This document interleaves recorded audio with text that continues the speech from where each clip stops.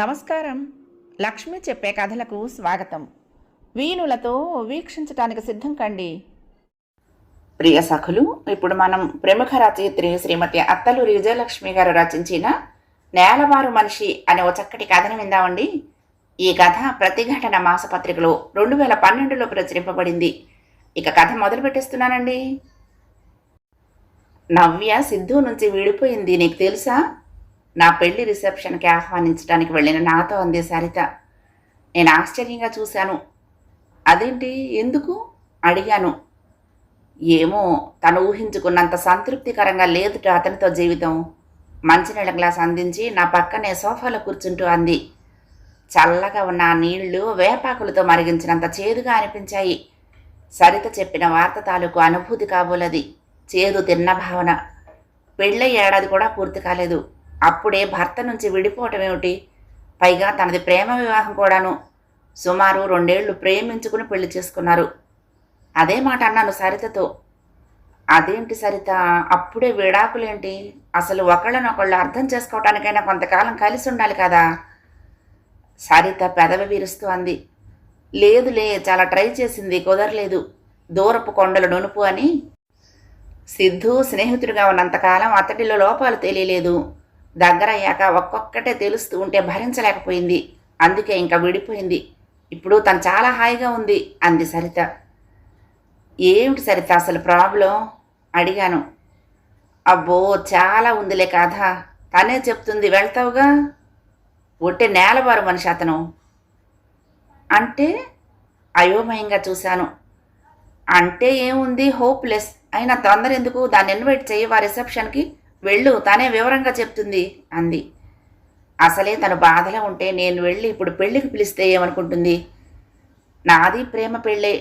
నేను విశాల్ ఇంజనీరింగ్ కాలేజీలో చేరిన దగ్గర నుండి క్లాస్మేట్స్మి. ఇద్దరం పరస్పరం ఇష్టపడి పెళ్లి చేసుకున్నాం. మా రిజిస్టర్డ్ మ్యారేజ్ అయ్యి వారం రోజులైంది. ముఖ్యమైన స్నేహితులకు పార్టీ ఇవ్వడానికి ఏర్పాట్లు చేసుకుంటున్నాం ఇద్దరం. ఇరుపక్షాల పెద్దవాళ్ళు ఒప్పుకోకపోవటానికి ఒకే ఒక కారణం, మా పొలాలు వేరు. ఏమైనా మేమిద్దరం మాత్రం మా నిర్ణయాన్ని ఎవరి కోసం వదులుకోలేకపోయాం. ఒకరినొకరం బాగా అర్థం చేసుకున్నాం. మా ఇద్దరికి కూడా పరస్పర అవగాహన, పరస్పర అనురాగం ఉంది. మేము మాత్రం ఇలా అనాలోచితంగా విడిపోం కదా. ఒక్కసారి ఉలిక్కిపడ్డాను ఆ ఆలోచన రాగానే. వెడ్డింగ్ కార్డు ఇస్తూ విడాకుల గురించి ఆలోచించడం స్టూపిడిటీ. హలో, ఏమిటి ఆలోచిస్తున్నావు? నా మొహం మీద చిటికి వేస్తూ అడిగింది సరిత. ఏం లేదులే, వెళ్ళనా వద్దా నవ్య దగ్గరకనే ఆలోచిస్తున్నా అన్నాను. అదేంటి, నన్ను పిలిచి తనను పిలవకపోతే ఏమనుకుంటుంది? ముగ్గురం స్నేహితులమే కదా ధన్య అంది. అవును, కానీ పాపం తన బాధలో ఉంటే. నాన్సెన్స్, నా మాట మధ్యలోనే కట్ చేస్తూ అంది సరిత. బాధ పాడా శుభ్రంగా గారెలుండి తద్దినం కూడా పెట్టేసింది అంది. నాకు ఎలాగో అనిపించింది. 6 నెలలకే ఇంత విరక్తి కలిగిందా? ఇదేనా వివాహానికి ఉన్న బలం? మాంగళ్య బలం అంటారు. అది ఈనాటి తరానికి వర్తించదా? ఇంత బలహీనమైందా ఈ తరం వాళ్ళ మాంగళ్యం? ఏది ఏమైనా వినకూడని వార్త వినకూడని సమయంలో విన్నాను. ఈ వార్త నా మనసులో ముళ్ళులాగా గుచ్చుకుంటూనే ఉంటుంది. ఆ ముళ్ళు తాలూకు బాధ అనుభవిస్తూనే అన్యమనస్కంగా సరితెచ్చిన కాఫీ తాగి తన అభినందనలు అందుకుని నవ్య ఇంటివైపు వెళ్ళాను. నన్ను చూడగానే మొహం నిండా నవ్వుతూ ఆహ్వానించింది. నేను ఊహించినట్లు విషాదం మూర్తిభవించలేదు. చాలా హాయిగా రిలాక్స్డ్గా ఉంది. Congrats Dhanya, hope Vishal is nice అంది. తను చాలా మంచివాడు, నీకు తెలుసుగా అన్నాను. అవును, కానీ నీకు తెలిసినంతగా కాదు అంటూ నవ్వి, జ్యూస్ తాగుతావా అడిగింది. నాకేం వద్దు, కానీ ఏంటి, నేను విన్నది నిజమేనా? ఏం విన్నావు? చిరునవ్వుతో చూసింది. నేను చెప్పలేక చెప్పాను.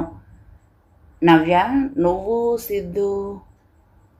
నవ్య సోఫాలో వెనక్కి వాలి, నిజమే విడిపోయాం అంది. ఎందుకిలా? బాధగా అడిగాను. నుదుటి రాత అననా, నా కర్మ అననా, లేక నా అదృష్టం అననా అంటూ నవ్వేసింది. ఏమైంది మీ మధ్య? అంత తీవ్రంగా గొడవలు ఎందుకు అయ్యాయి? ఎలా అయ్యాయి? గొడవలా? నో, నేను అసలు అతనితో గొడవే పడలేదు.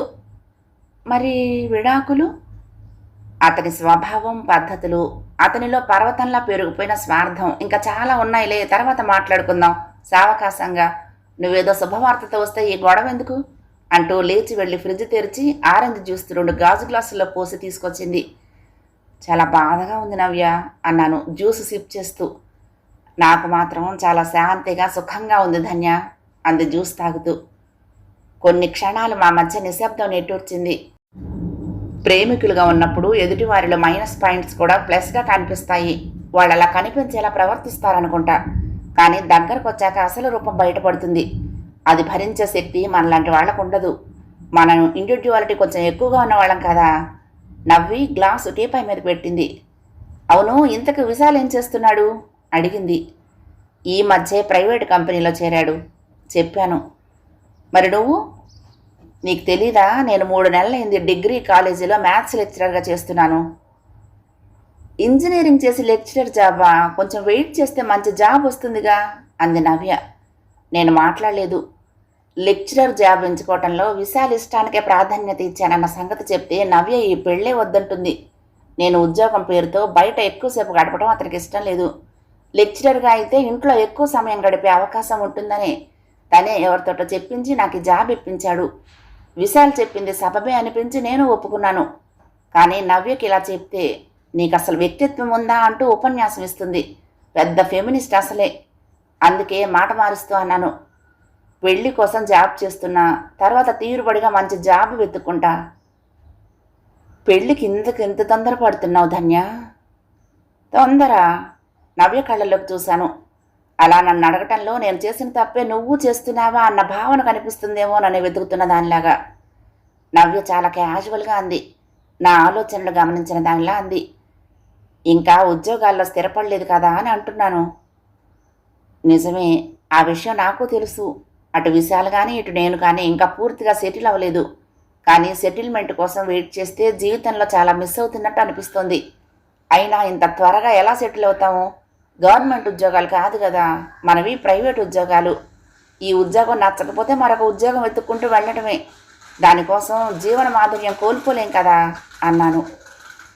నవ్య నవ్వింది. నాకెందుకో ఆ నవ్వులో ఎగతాళి కనిపించింది. కానీ నన్ను ఎగతాళి చేసేంత కుసంస్కారి కాదు నవ్య. బహుశా నేనే అలా ఊహిస్తున్నానేమో. ఎనీవే కంగ్రాట్స్ ధన్య, రిసెప్షన్కి తప్పకుండా వస్తాను అంది చెయ్యి అందుకుంటూ.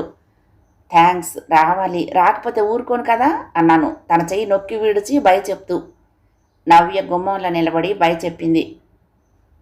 రిసెప్షన్ చాలా గ్రాండ్గా జరిగింది. మేము ఆహ్వానించిన స్నేహితులంతా వచ్చారు. అందులో కామన్ ఫ్రెండ్స్ ఎక్కువగా ఉండటంతో చాలా సరదాగా ఆహ్లాదంగా గడిచింది. జోకులతో చిన్న చిన్న సెటైర్లతో మమ్మల్ని ఆట పట్టించారు.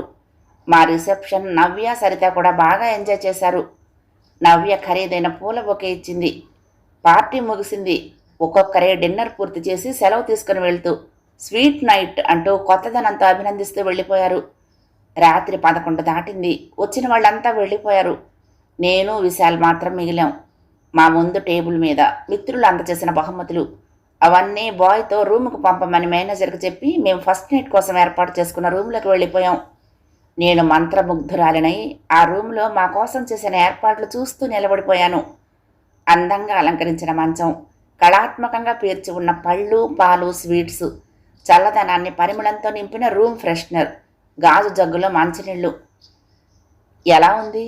వెనక్గా వచ్చిన విశాల్ నా భుజం మీద తన గడ్డం ఆనించి మృదు గంభీరంగా అడిగాడు. అతనంత దగ్గరగా చేరి అలా అడగటంతో నా అణువణువు జల్లుమంది. సిగ్గుతో కళ్ళు వాల్చాను. విశాల్ నాకు అభిముఖంగా వచ్చి తన కుడి చెయ్యి చూపుడు వేలుతో నా గడ్డం ఎత్తి సిగ్గా అన్నాడు. నేను చేతులతో ముఖం దాచుకున్నాను. ఆధునిక యువతులు కూడా సిగ్గుపడతారా అన్నాడు చేతుల్లో బంధిస్తూ. Excuse me sir. బయట నిలబడిన రూమ్ బాయ్ స్వరం విని నేను దూరంగా జరిగాను. చేతి నిండా బహుమతులతో గుమ్మం బయట నిలబడి ఉన్నాడు. కమిన్ అన్నాడు విశాల్. బాయ్ అవన్నీ తీసుకొచ్చి ఓ మూలగా ఉన్న టేబుల్ మీద సర్దాడు. ఏమన్నా కావాలా సార్? వినయంగా అడిగాడు. విశాల్ ఒక క్షణం ఆలోచించి యా జానీ వాకర్ అన్నాడు. Yes sir. బాయ్ వెళ్ళిపోయాడు. నేను విశాల్ వైపు అయోమయంగా చూశాను. ఇప్పుడెందుకది అన్నాను. ఇప్పుడే కావాలి కిక్ కోసం అంటూ తమాషాగా కళ్ళెగరేసి కోటు తీసి హ్యాంగర్కి తగిలించాడు. కిక్ కోసం అది కావాలా అంటే నాకేం అర్థం కాలేదు. మొదటిసారి ఏకాంతంలో శరీరాలు ఆత్మలు ఏకం చేసుకునే శుభ సమయంలో ప్రేమించిన ప్రేయసి ఇవ్వని కిక్కు ఒక మందు బాటలు ఇస్తుందా? ఏంటి ఆలోచిస్తున్నావు? కమాన్, డ్రెస్ చేంజ్ చేసుకో. నోనో, డ్రెస్ తీసేయి అన్నాడు కొంటెగా నవ్వుతూ. నాకెందుకో అప్పుడే శృతి చేసుకుంటున్న నా జీవన రాగంలో చిన్న అపశృతి వచ్చినట్లుగా అనిపించింది. విశాల్ వైపు చూశాను. ఏంటి అలా చూస్తున్నావు? జానీవాకర్ తెప్పిస్తున్నాననే అడిగాడు. అవునన్నట్లుగా తల ఊపాను. నాకు ఈ టైంలో నువ్వు డ్రింక్ చేయటం ఇష్టం లేదు విశాల్ అన్నాను. ఓ గాడ్, అదే ఆలోచిస్తున్నావు? దాని పవర్ ఏమిటో చూపిస్తాగా, అప్పుడు నువ్వే అంటావు ప్రతి రాత్రి డ్రింక్ చేయి విశాల్ అని. చటుక్కున్న ముందుకు లాక్కుని ముద్దు పెట్టుకున్నాడు. ఊహించని ఆ చేష్టకు ఒక్కసారిగా నా శరీరం యావత్తు పులకరించిపోయి ఏదో మైకం కమ్మినట్టు అయ్యింది. తీయగా మూలిగాను. ఈ మాత్రానికి చెవిలో గుసగుసగా అన్నాడు. బాయ్ డోర్ శబ్దం చేయటంతో నేను బాత్రూంలోకి పరిగెత్తాను. బాత్రూమ్ అద్దంలో నాకు నేనే కొత్తగా అందంగా కనిపించాను. పట్టు చీర, మెడలో హారం, మంగళసూత్రం, చెవులకు జోకాలు, తలనిండా పూలు, ఎర్రగా కందిన పెదవులు. కొద్దిగా మంటగా ఉన్న ఆ మంటలో తియ్యటి బాధ, ఆ తీపిదనం కోసం మనసు తహతహలాడుతున్నట్లయింది. ఆ క్షణంలో నాకిష్టం లేని డ్రింక్ విశాల్ ఇష్టంగా తాగుతున్నా నాకేం తెలియలేదు. నా వైవాహిక జీవితంలో మొదటి దశ పూర్తయింది. ఈలోగా నవ్య, సరిత 2-3 సార్లు వచ్చి వెళ్ళారు. ఆ రోజు దసరా, మా పెళ్ళయ్యాకొచ్చిన మొదటి పండుగ. అన్నీ సవ్యంగా ఉండుంటే పుట్టింట్లో అమ్మ, నాన్న, చెల్లాయి ప్రేమలతో ఎంతో ఆనందంగా గడిచేది. నేను ఎన్నిసార్లు క్షమాపణ కోరి వాళ్ళ ఆశీర్వాదాలు కోరినా వాళ్ళ మొండితనం వదలలేదు. అలాగే విశాల్ పేరెంట్స్ వైపు నుంచి కూడా ఎలాంటి రెస్పాన్స్ రాలేదు. మరి తను వాళ్ళని కన్విన్స్ చేయడానికి ఏమన్నా గట్టి ప్రయత్నాలు చేశాడో లేదో నాకు తెలియలేదు. 2-3 సార్లు అడిగితే వదిలేయి, వాళ్ళకి ఎప్పుడు రావాలనిపిస్తే అప్పుడే వస్తారులే అన్నాడు తేలిగ్గా. దసరాకి ఇద్దరమే ఉండటం నాకెందుకో కొంచెం బాధగా అనిపించింది. విశాల్ని అడిగాను, నవ్యని సరితను పండక్కి పిలవనా అని. గుడ్ ఐడియా, తప్పకుండా పిలువు. సరిత వస్తుందంటావా? భర్త పిల్లలు ఉన్నారు కదా అన్నాడు. అందరినీ పిలుద్దాం అన్నాను. ఏమో, అయినా చూడు, పిలువు. నవ్య మాత్రం వస్తుందిలే, మొగుడు గిగుడు బాదరబందీలేం లేవు కదా అన్నాడు. అలా అనటంలో వెటకారం ధ్వనించింది. మొదటిసారిగా విశాల్ నోటి నుండి వినిపించిన ఈ ధ్వనికి వింతగా చూశాను. ఏంటి అలా చూస్తున్నావు? నిజమే కదా, తను ఒక్కతే ఉండి ఏం చేస్తుంది? అందుకే తప్పకుండా వస్తుంది అంటున్నా అన్నాడు. నిజమేనా? వేరే ఉద్దేశం లేదు కదా? ఏమిటో ఈ మధ్య విశాల్ విషయంలో కొంచెం నెగిటివ్ థింకింగ్ మొదలైంది నా మనసులో. దాన్ని ముందే తరివేయకపోతే గొడవలకు దారితీయొచ్చు. ఇంకా ఆలోచించకుండా ఇద్దరికి ఫోన్ చేశాను. విశాల్ అన్నట్లే సరిత రాలినంది. నవ్య రావటానికి అంగీకరించింది.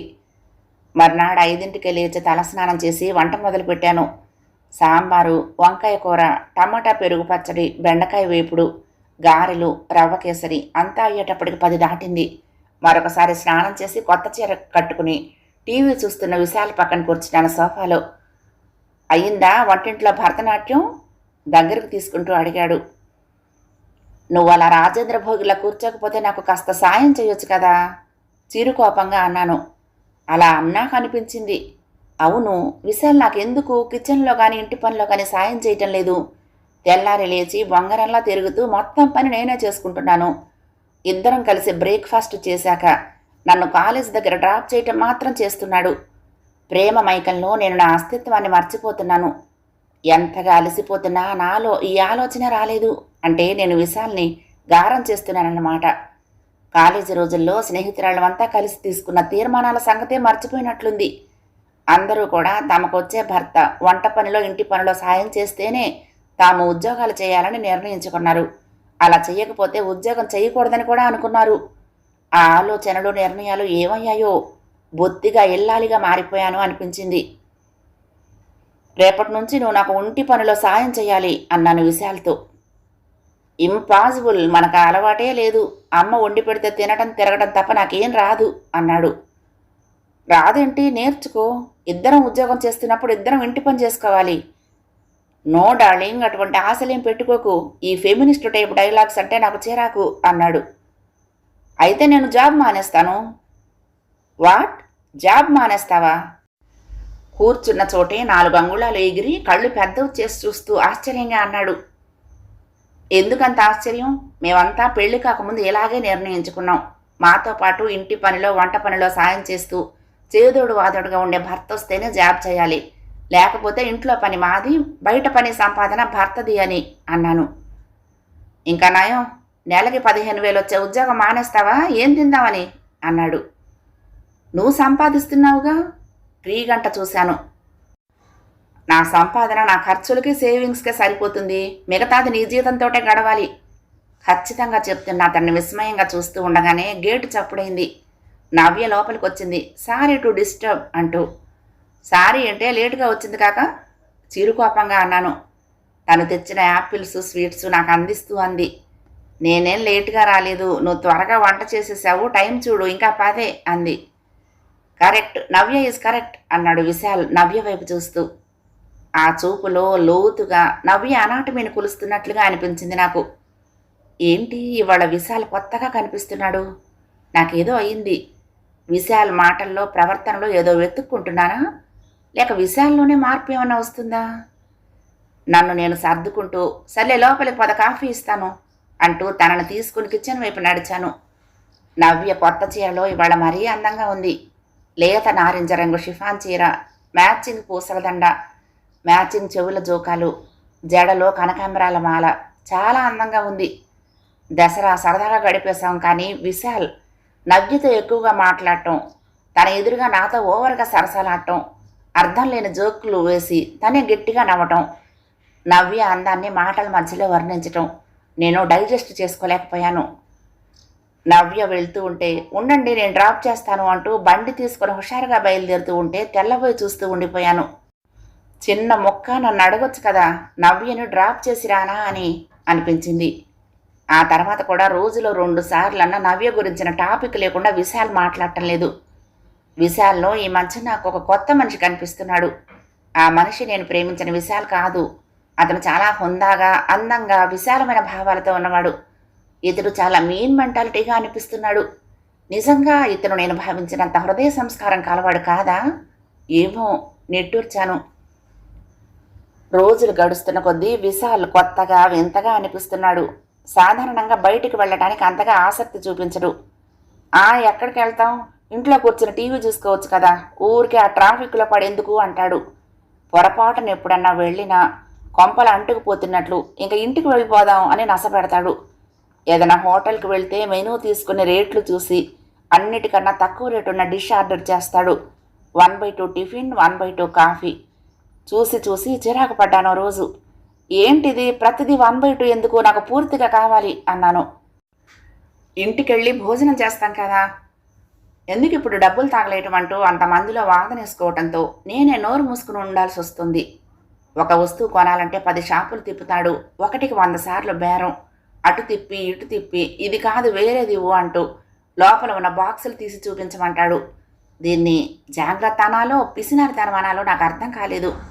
అంతేకాదు రోజు తప్పనిసరిగా డ్రింక్ చేయటం, సిగరెట్లు తరచు కాల్చటం, ఇద్దరం ఉద్యోగస్తులమైన మంచినీళ్ళ దగ్గర నుంచి నన్ను అందించమనటం, స్నేహితులతో ఎక్కువ సమయం గడిపి ఇంటికి రావటం, అసలు సిసలైన భర్తలాగా రాగానే ధన్య వాటర్, ధన్య వంట అయిందా, ధన్య ఆ పని పొద్దున చేసుకోవచ్చు కదా, పడుకుందాంరా అంటూ తొందర పెట్టడం, తన కోరిక తీర్చుకున్న వెంటనే గుర్రు పెడుతూ నిద్రపోవటం, మధ్య మధ్య వాళ్ళ ఆఫీసులో ఆడవాళ్ళ గురించి వర్ణిస్తూ ఎగతాళిగా మాట్లాడటం వంటివి కొత్తగా గమనించడం ప్రారంభించాక ఇలాంటి వాడిని నేనెలా ప్రేమించానో అనిపించింది. ఏమోలే, ఒక్కొక్కరిలో ఒక్కో బలహీనత. అలా పట్టు కూర్చుంటే ఎవరూ నచ్చరు అనుకుని నాకు నేనే సమాధానం చెప్పుకుంటూ మరొక 8 నెలలు గడిపాము. నాకు ప్రెగ్నెన్సీ రాలేదు ఎందుకు అని అనుమానం వచ్చిందో రోజు. ఆ రాత్రి అదే అన్నాను విశాల్తో. నాకు పాపయ్య కావాలి విశాల్, బాగా లేట్ అయింది, రేపు ఒకసారి డాక్టర్ దగ్గరికి వెళ్దామా అని. పాప లేదు, బాబు లేడు. వాళ్ళు వచ్చిన దగ్గర నుంచి ఇల్లంతా గోల, ఉచ్చలు, వాళ్ళ పనులు. నా గతేం కాను, ఇది లేకపోతే నేను ఒక్కరోజు కూడా ఉండలేను అంటూ దగ్గర కదుముకున్నాడు. నా మనసు చివుక్కుమంది. మా ప్రేమ గుర్తుగా పిల్లలుండాలని నేను కోరుకుంటే తనేంటి ఇలా అంటున్నాడనిపించింది. పిల్లలు లేని ఇల్లు ఇల్లా? నాకు పిల్లలంటే చాలా ఇష్టం అన్నాను. కానీ నీకో సంగతి తెలుసా, నాకు పొట్ట ఉన్న ఆడవాళ్ళంటే చాలా అసహ్యం, అందుకే నువ్వు గర్భవతి కావటం నాకు ఇష్టం లేదు అన్నాడు. నీలో ప్రేమ కన్నా కామం ఎక్కువగా ఉన్నట్లు అనిపిస్తోంది అన్నాను అతని కళ్ళల్లోకి సూటిగా చూస్తూ. నీ మీద ప్రేమ ఉంది కాబట్టే ఎప్పుడూ ఇలా దగ్గరగా ఉండాలని ఉంటుంది. అతని మాటలకు అతన్ని నిరోధించలేక నిస్సహాయంగా శరీరం అప్పగించి పడుకున్నాను. అయితే సరిగ్గా నెల తిరిగేసరికి నా కోరిక తీరింది. నేను నెల తప్పాను. ఆ విషయం విశాల్కి అప్పుడే చెప్పాలనిపించలేదు. కానీ రోజులు గడుస్తున్న కొద్దీ వేవుళ్ళు ప్రారంభమై నీరసం ఎక్కువై ఏమీ తినాలనిపించక సిక్కయ్యాను. నా నీరసం గమనించి కారణం అడుగుతాడేమో అప్పుడు చెప్పాలని ఎదురు చూశాను. కానీ అతనికి నన్ను రాత్రిపూట తప్ప ఇంకొక సమయంలో గమనించే ఆసక్తి శ్రద్ధ లేదని తెలిసాక చాలా బాధ అనిపించింది. ఈ సమయంలో నాకు ఏది కావాలంటే అది తెస్తూ ఏం కావాలి అంటూ పదే పదే నా కోరికల లిస్ట్ అడుగుతూ ఎంతో మురిపంగా చూసుకోవలసిన ప్రేమించి పెళ్లి చేసుకున్న భర్త. ఆదర్శవంతమైన కాపురం కోరుకున్నాను. కానీ ఇదేంటి నా కాపురం ఎలా ఉంది? నేను ఊహించిన క్షణం రానే వచ్చింది. నా నీరసము పెరుగుతున్న నా పొట్ట చూసి చిరాగ్గా మొహం పెట్టి అడిగాడు. ఏంటిది ఆ పొట్ట ఏంటి అసహ్యంగా? నాకు పల్చటి పొట్ట లేకపోతే నీ మీద కోరిక చచ్చిపోతుంది, వేరే మార్గం వెతుక్కోవలసి వస్తుంది అన్నాడు. ఎంత కఠినంగా మాట్లాడుతున్నాడు. నిర్ఘాంతపోయాను. నోట మాట రానట్లుగా చూస్తున్న నా భావాలు పట్టించుకోకుండా మళ్ళీ అన్నాడు. తిండి తగ్గించు, ఎక్సర్సైజ్ చెయ్యి. I am fond of figure. నీ ఫ్రెండ్ నవ్య చూడు, బ్యూటిఫుల్ ఫిగర్. తినేయాలనిపిస్తుంది. అవును, కొంప తీసి ఇది అది కాదు కదా అన్నాడు. నేను మూగదానిలా ఏమీ మాట్లాడే శక్తి లేనట్లు ఉండిపోయాను. అలా వాగుతూనే పడుకొని నిద్రపోయాడు.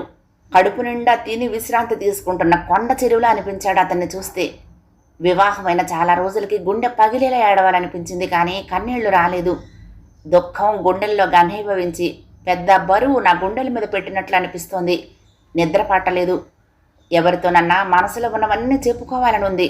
అమ్మ దగ్గరికి వెళ్ళాలనిపిస్తోంది. చెల్లాయిని నాన్నగారిని చూడాలని ఉంది. అమ్మ చేతి కంది పచ్చడి ముద్ద తినాలని, చెల్లాయితో కలిసి కట్మిర్చి తినాలని ఏవేవో కోరికలు. కానీ కళ్ళ ముందు మాత్రం కాలిపోతున్న గుండెలు. తెల్లవారుతూ ఉండగా కొద్దిగా నిద్ర పట్టింది. కానీ గంటకే బలవంతంగా లేవాల్సి వచ్చింది. తల పగిలిపోతోంది. ఒళ్ళంతా నొప్పులు. కాలేజీకి వెళ్ళాలనిపించలేదు. కాలేజీకి సెలవు పెట్టి నవ్య దగ్గరికి వెళ్ళాను. నన్ను చూడగానే నవ్యకి అర్థమైంది. కంగ్రాట్స్ అంది నన్ను కావలించుకుని. నీరసంగా నవ్వి సోఫాలో కూర్చున్నాను. ఏంటి అంత నీరసంగా ఉన్నావు, వాంతులా అంది. ఏమీ సహించటం లేదు, తింటే వాంతి అయిపోతుంది చెప్పాను.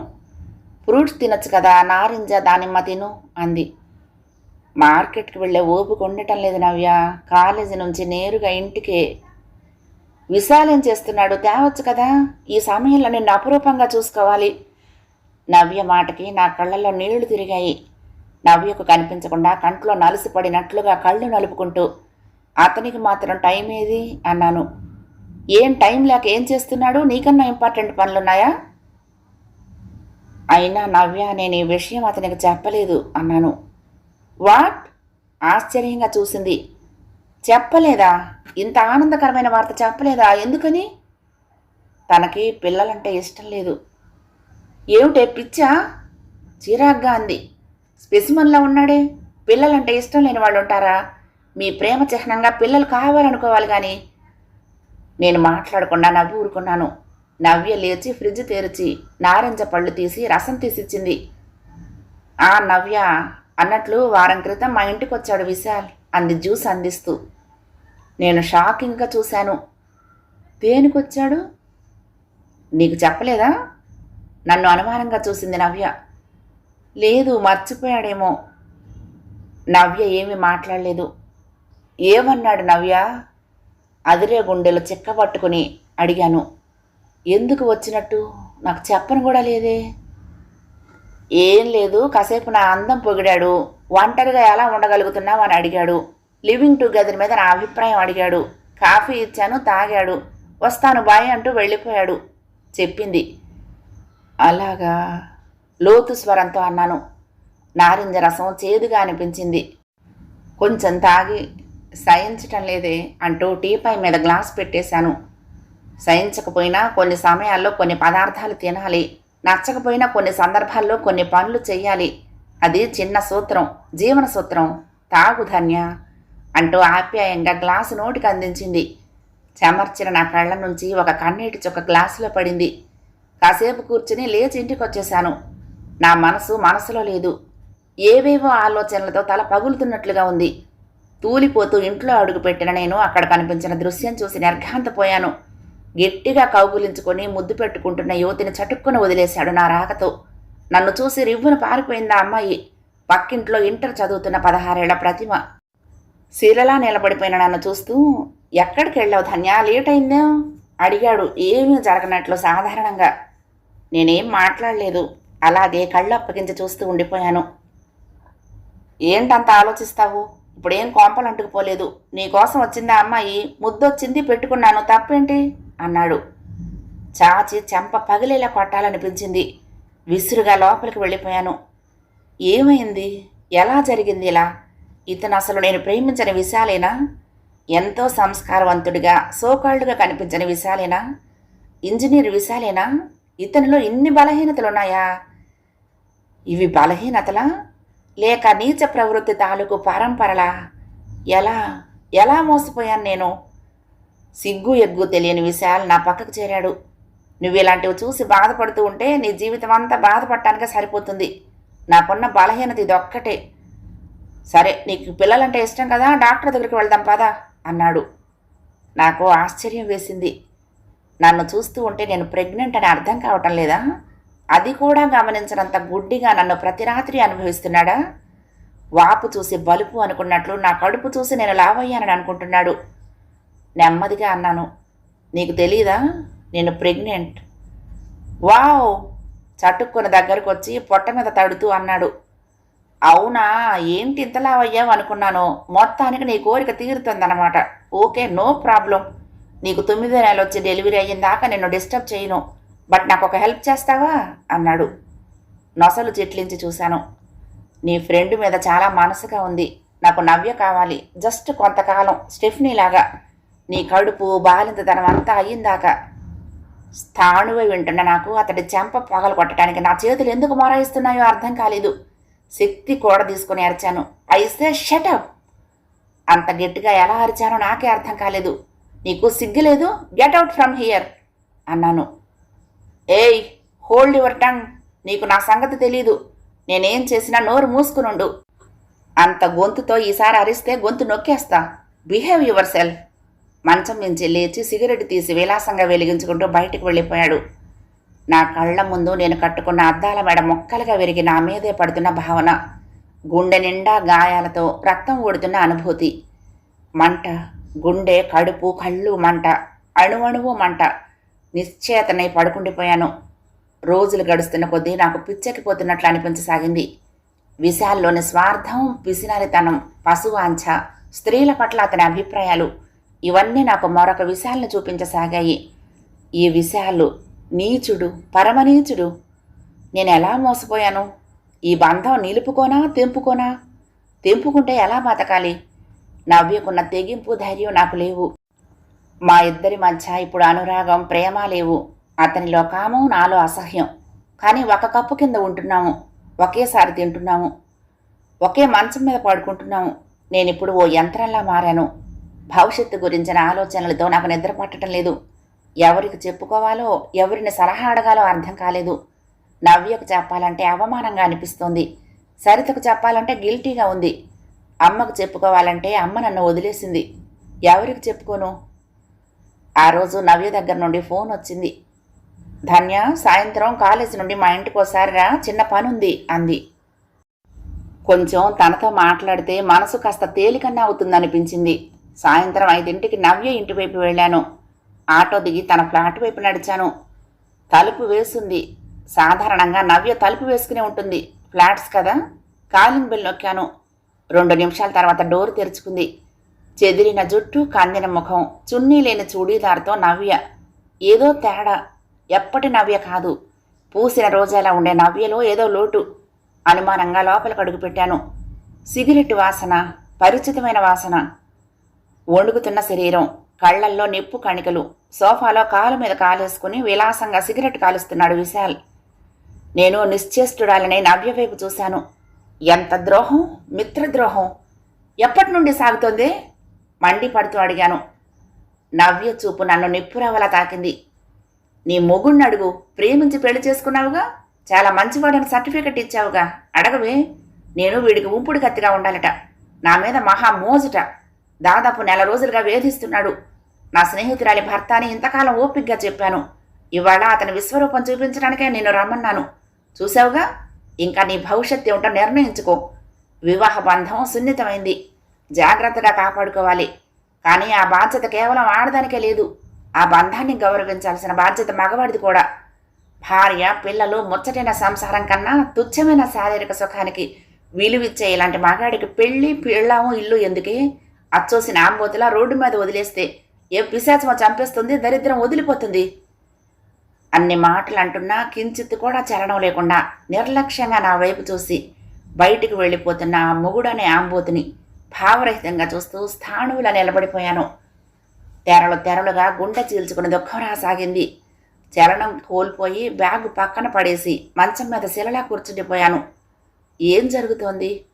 నా సంసారం, ఆదర్శంగా ఉండాలనుకున్న నా సంసారం ఏమవబోతోంది?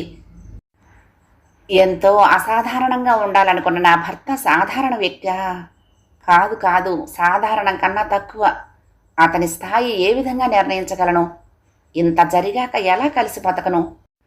అతనితో ఎందుకు విడిపోయావంటే సమాజానికి ఏం సమాధానం చెప్పను? ఇలాంటి వాడని చెప్పనా? పుట్టబోయే నా కొడుక్కి తన తండ్రి గురించి ఏం చెప్పను? ధన్య, ఏం ఆలోచిస్తున్నావు? ఇంకా ఇలాంటి నేలబారు మనిషితో బతకడం గురించి ఆలోచిస్తున్నావా? అంది నవ్య. ఉలిక్కిపడి చూశాను నవ్య వైపు. ఆ రోజు నవ్య భర్తతో విడాకులు తీసుకుందని తెలిసిన రోజు కారణం అడిగితే సరిగ్గా ఇదే సమాధానం చెప్పింది. ఒట్టి నేలబారు మనిషి. అవును, నేలబారు మనిషి. ఇప్పుడు అర్థమైంది అంటే ఏమిటో. ఇప్పుడు నేను నా మనసులో ఒక దృఢమైన, కఠినమైన నిర్ణయం తీసుకున్నాను.